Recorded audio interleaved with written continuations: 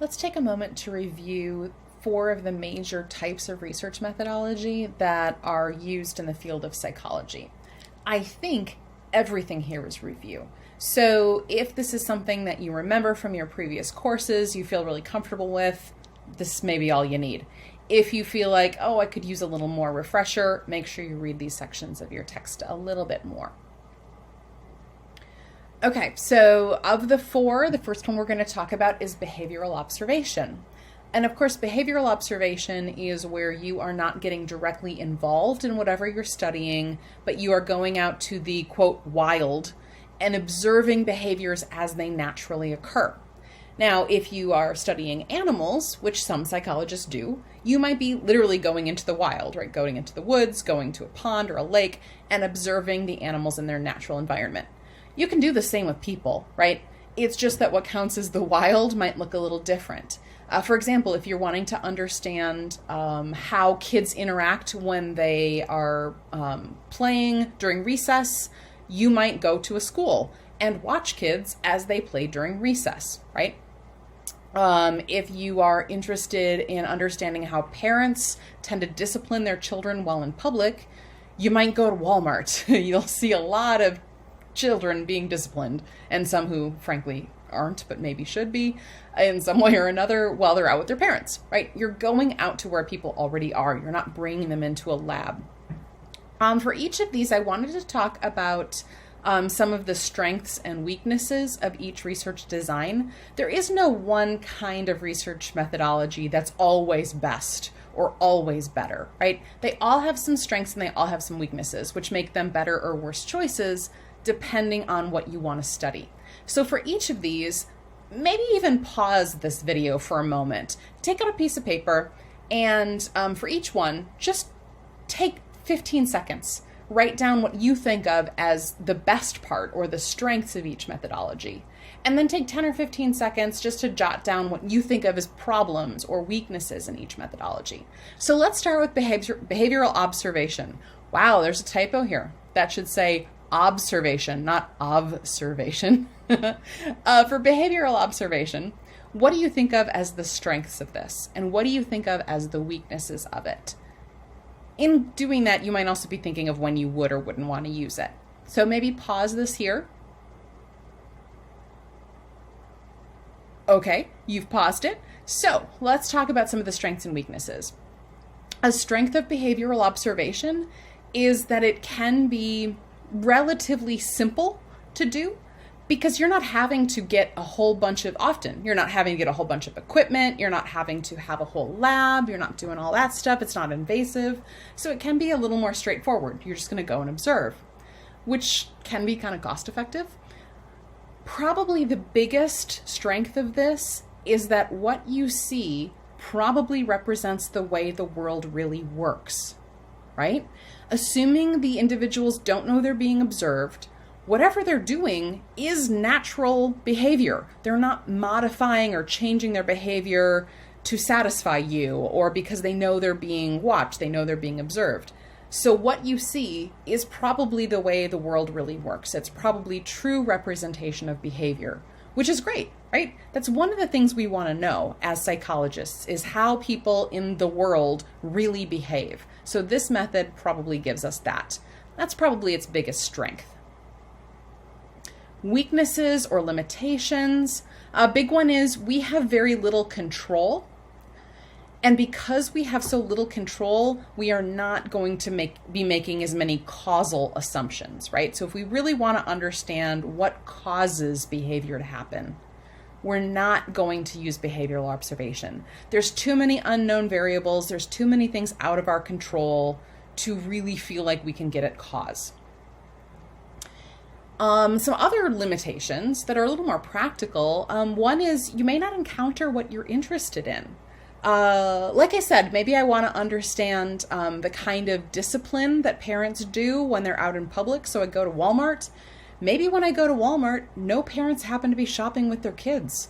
I now might have just wasted a lot of time because I never had the chance to even see what I'm looking for, right? because I don't have as much control, I'm kind of at the whims of the world. Maybe I'm supposed to go collect at Walmart and there's a terrible storm that day, so there's nobody there. Now I'm really not seeing any behavior at all. So again, that's a weakness of this design, is you just sort of have to rely on whatever comes to you, and you might not even encounter what you're interested in. Another thing, I don't know that I'd call this a weakness as much as a limitation, is there are some behaviors you can never observe legally out in the wild. Let's think about that one. Are there behaviors that people do that are never done in public? For example, maybe certain bathroom habits. We don't do them in public because even public bathrooms, what's going on in the stall is considered private. There is no way you're collecting data on that in a legal and ethical way, right? How about intimate romantic moments with your partner? Some of those are done in public, right? Maybe there's some hand-holding, kissing, who knows what else does get done in public. But plenty of that is just done in your own home. Any behaviors that are done in your home, you could not study using behavioral observation. It is not legal or ethical to set up a camera or to creep in somebody's bushes and watch them in their window. So there are certain kinds of behavioral questions that are done in private, and things done in private we cannot study using behavioral observation. Let's move on to our next method, the case study. You guys know who this is?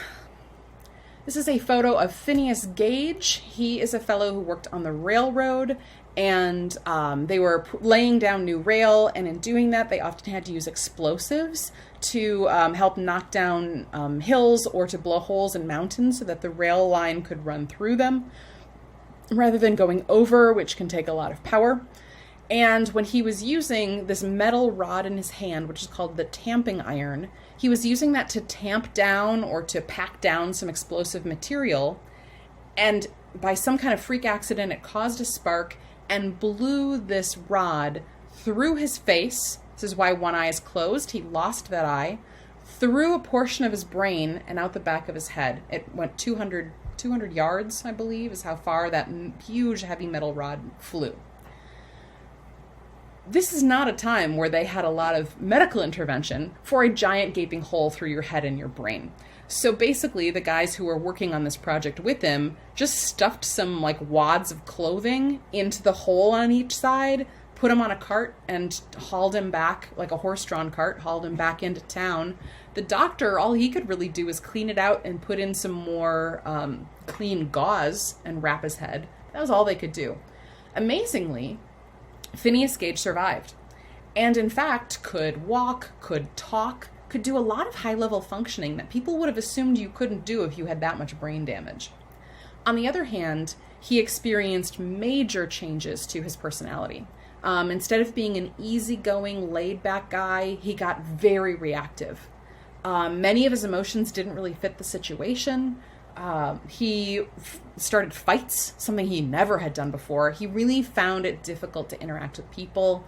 Major changes in his personality, his temperament, and things like emotional control and regulation. We used this information, and working with Phineas Gage for years, to understand better what that part of his brain was probably responsible for.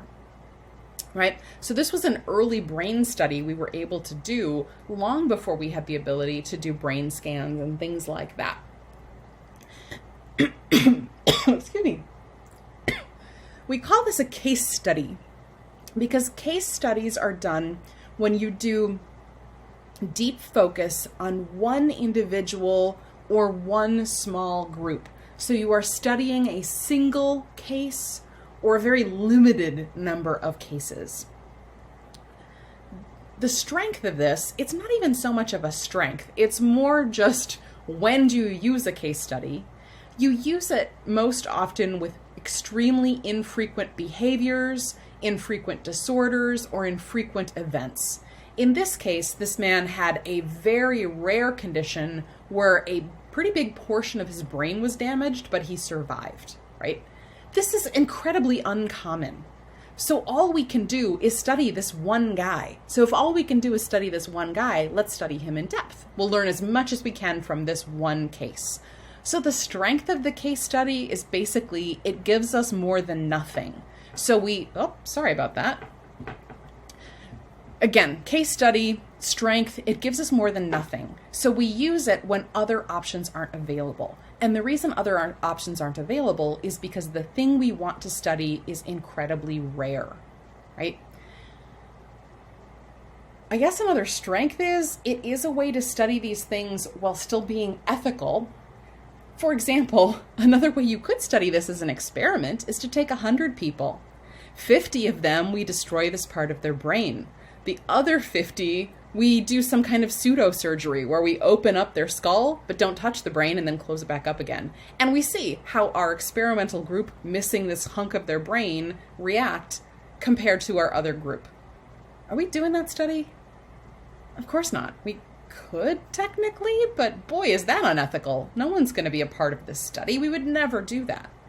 So our only option is to give this one guy as much of our time and attention as we can to try and understand what we can from this very rare, naturally occurring event. The weakness of the case study. Weakness of the case study is, of course, how generalizable are our results. We are not certain that this one person is representative of everybody or even most people. So although we have an idea of what Phineas Gage could still do when he lost that portion of the brain, which gives us a hint at what that portion of the brain was for Phineas, we can't be sure everybody's brain is laid out in exactly this one way. So, although it's interesting, we're always going to be a little cautious in how much we extend our assumptions from our case study to all the population. I can give you another example of that. There's a guy who had his corpus callosum severed, and the corpus callosum is the part of your brain that connects your left and right hemispheres. He still seems like anybody else. You would not be able to know if you met him that this part of his brain is disconnected. However, he basically has two functioning separate brains, and one of the things we learned from extensive case studies with this guy is that one half of your brain is more responsible for the speaking of language, right? We don't have many people who have their corpus callosum cut in half. This is very, very uncommon, which is why it's a case study. And from this, if we just had this information, we would assume that all of our brains work this way, that only one half of your brain is responsible for being able to speak language. Turns out, it's only true for about 60% of the population. We came up with new techniques where we could study this in more people, and we find that it's a minority, but it's a pretty big minority. About 40% of people, both halves of their brain, have this ability to speak language. So what we would have concluded from this one case study, from this one man, applies to a lot of people, but not all of us. Right? 40% of us don't match what we would have learned from that case study. So you got to be careful how you apply them. Our third method that I wanted to mention is survey work. This one I know you guys are familiar with because I'm sure you've taken plenty of surveys yourself, right? This is where you're going to be asked a series of questions. Because we're psychologists, there might be questions about our behaviors, our thoughts, our feelings, and you answer those questions, right? These can be open-ended, they can be multiple choice, they can be on what's called a Likert scale, really common for the field of psychology. This is where you might give a statement like, I love going to parties, and you're given a scale from 0 to 5, 0 to 10, saying, how much do you agree with that statement? I love going to parties. One end is going to be, I strongly disagree. The other end is, I strongly agree. And there'll be steps in between. That's a Likert scale of survey. Very common. And the survey method, really common in our field of psychology. Take a moment here. What are the strengths and weaknesses of the survey? Let's start with the strengths. Some really good things about the survey or pros of the survey. Pretty simple, right? You can get a lot of data with relatively little effort. Let's compare it to behavioral observation. Let's say, again, you wanted to know about what kinds of discipline method parents use when they're out in public. If you're doing behavioral observation, you can maybe, you go to Walmart for an hour. I don't know, you might be able to see 5 times a parent disciplined their kid and make note of it, maybe. 10? That's 1 every 6 minutes. I don't know. Maybe you could see it 10 examples. That seems like it's really pushing it, but if it's a really popular time and kids are just badly behaved. Now let's think about a survey. If you had a survey created in an hour, how many people could you ask about their parenting? Hundreds? Thousands? If you have the participants, you could go easily to 3 or 4 or 5 classes on campus, pass out a survey, get data, and you're not getting data about just 1 hour. You could be asking them about the whole last day or last week or last month. I don't know. You can get a lot of data very quickly.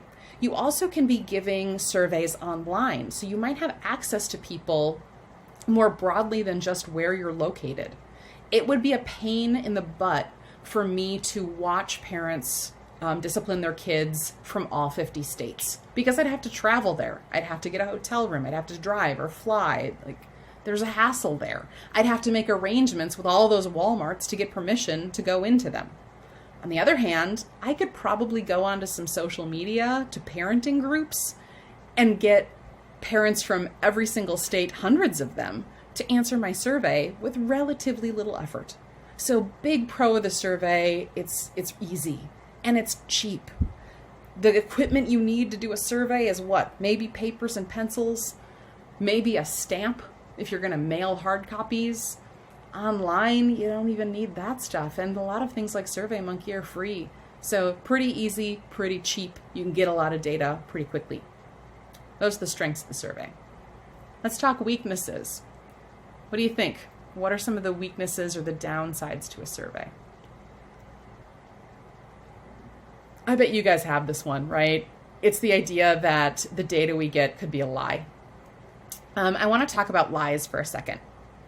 First kind of lie that can come in a survey is a very willful, intentional lie. For example, if you ask a parent, tell me how you disciplined your kid yesterday while in public. That parent might know good and well they spanked their kid when they were at Walmart, but they don't want to admit it. So they might lie and say, oh, I didn't discipline my child at all yesterday. Or they might lie and say, I told them that we're going to have a timeout. Even though they darn well know that they spanked their kid. They are choosing to lie to you, to tell you a falsehood. And that can happen on surveys.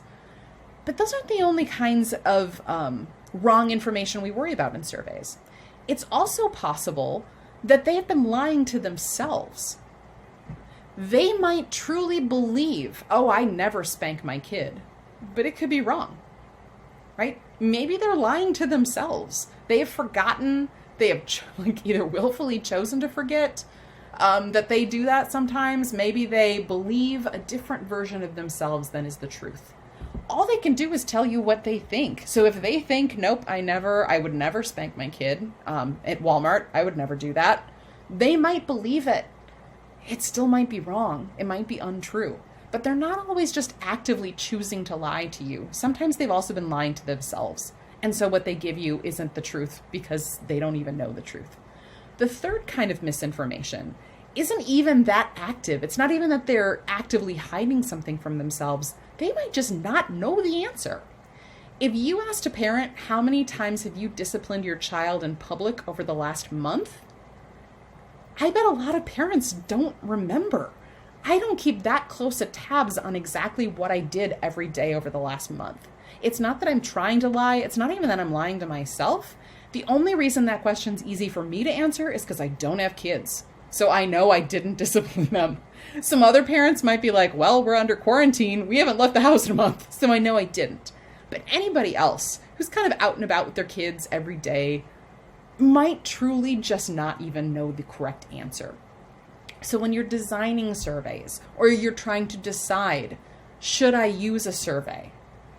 Part of what you have to ask yourself is, are people going to be motivated to lie on purpose? And how do I deal with that? Are people likely to lie to themselves on this topic? And how do I deal with that? And are people likely to even know and remember a correct answer, separate from lying? And how do I deal with that? There are ways to change up the survey to get around some of these problems, or to at least make them not as extreme a problem, right? So that's something that we can talk about, as we will likely use some level of surveying in developing our projects. You're likely to, not everybody does, but surveys are a pretty common method to be using in experimental and thesis. So we'll at least talk a little bit more about designing surveys. Finally, our fourth really common kind of methodology for the field of psychology is maybe the one that psychologists like the most if they can get it to work, which is a true experiment. This is where you're manipulating a variable or variables to observe their effect on something, right? We are going to be manipulating one or hopefully two variables to see the effect they have on some other thing, our dependent variable that we're measuring. What are the strengths and weaknesses of an experiment? Think about that for a moment. The biggest strength of an experiment has to do with that step of the behavioral research goal where we want to understand cause.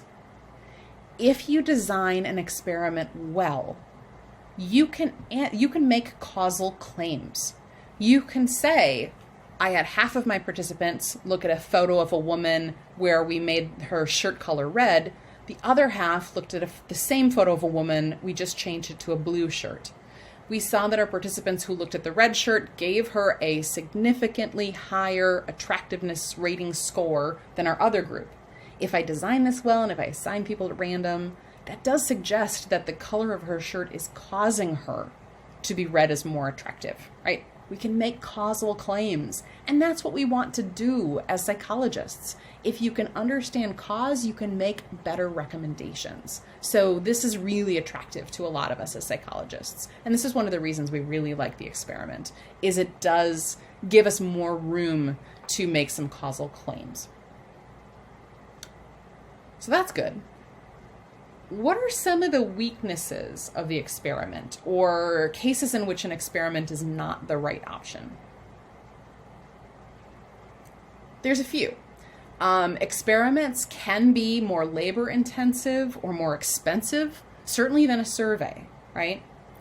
We are likely to have to bring people into a location, so we're more likely to have a lab. We might need expensive equipment, potentially. So there's a cost issue there. Often when you're running an experiment, you're doing it one-on-one. Whereas a survey, I can pass out a survey to 300 people.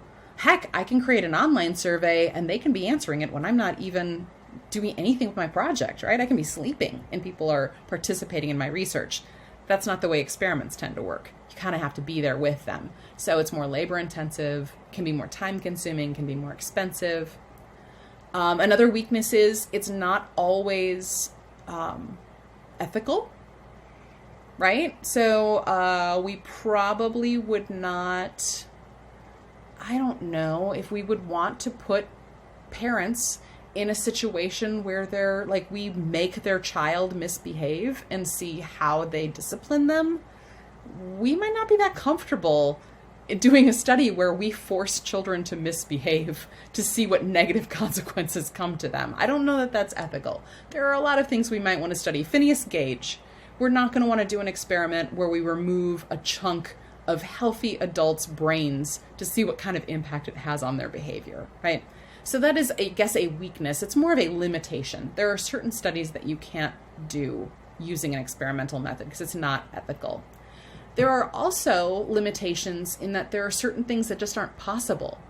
Remember, I said that there are IVs or independent variables and what we call pseudo IVs or pseudo independent variables. These are things like age, sex, major in school that we as the researchers cannot manipulate. I can't assign people to their major. They come to me majoring in one topic or another. I can't assign people an age. They come to me with whatever age they have. This isn't a weakness of an experiment, but you can't do a true experiment unless you're able to manipulate variables. So on some level, if you thing you want to study can't be manipulated, like age, I don't get to have a power to manipulate it over people. I can't do a true experiment with that. Finally, big weakness of the experiment is the data you collect does not always reflect how people work in the quote real world. The experiment and the behavioral observation are kind of opposite sides of the same coin. One's strength is the other one's weakness. Remember we said for behavioral observation, a weakness is that there's no control, so you can't get at cause. Experiment, if you do it well, you have a lot of control, so you can make causal claims.